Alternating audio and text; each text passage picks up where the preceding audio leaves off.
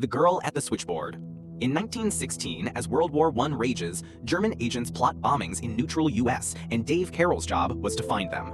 His post was the luxurious Rennock Hotel, where his nightly patrols were a monotonous dead end. The only thing of note was the hotel's switchboard operator, Virginia Lang, impossibly sharp and beautiful. One dark night, while patrolling near Central Park, Carroll overheard three men speaking German in hushed voices. Hidden behind bushes, they were discussing a bombing plot. "He will stay at Connors," one whispered. "That will be our chance, a rare opportunity to strike two blows at once." "How?" asked a second voice. "A bomb, so arranged to explode with the slightest pressure." "Careful," growled a third man. "Number 859 would hardly want his plans spread all over New York." Carroll tried to get closer, but the conspirators spotted him. In the gunfight that followed, Carroll wounded one of the spies before they escaped. The only clues he had were the mention of Connors and the fact that they planned to bomb someone important staying there. When Carroll reported to headquarters, his chief told him that several VIPs were in town, including Lord Wimbledon, a wealthy British nobleman staying at Carroll's own hotel, the Rennock. Days turned into dead ends.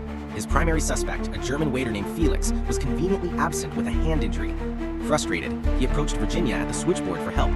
She surprised him by saying, "You're a government detective working on a case involving Lord Wimbledon, aren't you?" Carroll was shocked. "How did you figure that out?" "Elementary," Virginia smiled. "You call the same government number every night, you're asking about Felix, who everyone knows is really German despite claiming to be Swiss, and you're suddenly interested in Lord Wimbledon. Plus, Felix is friends with Michel, the head waiter, and Hans, the pastry cook. They're always whispering together in German." Carroll was impressed by Virginia's deductive skills.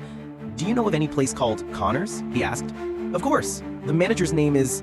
But she stopped mid-sentence as Michel, the head waiter, appeared nearby, clearly eavesdropping. Later that night, Virginia called Carroll with urgent news. Speaking carefully because she was being watched, she arranged to meet him outside the hotel after her shift. "Connors is the Rennock," she whispered when they met. "Spell it backward." Virginia warned of a plot involving the head waiter and pastry cook. They deduced the bombs in a birthday cake for Wimbledon's dinner with the British ambassador, set to explode on cutting. Before Virginia could finish explaining, a blackjack crashed down on Virginia's head while Carroll was attacked by two men at once. Carroll fought desperately, landing a solid punch that dropped one attacker, but Michel was a skilled fighter.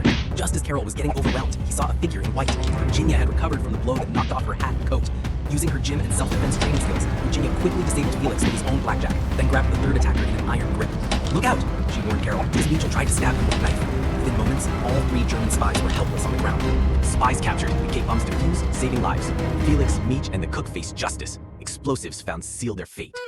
Virginia and Carroll spawned sparks romance. They married in 1916. Carroll joins the war in France, craving more action post-service. One operator's smarts cracks a deadly plot. Hungry for more real spy stories? Subscribe now.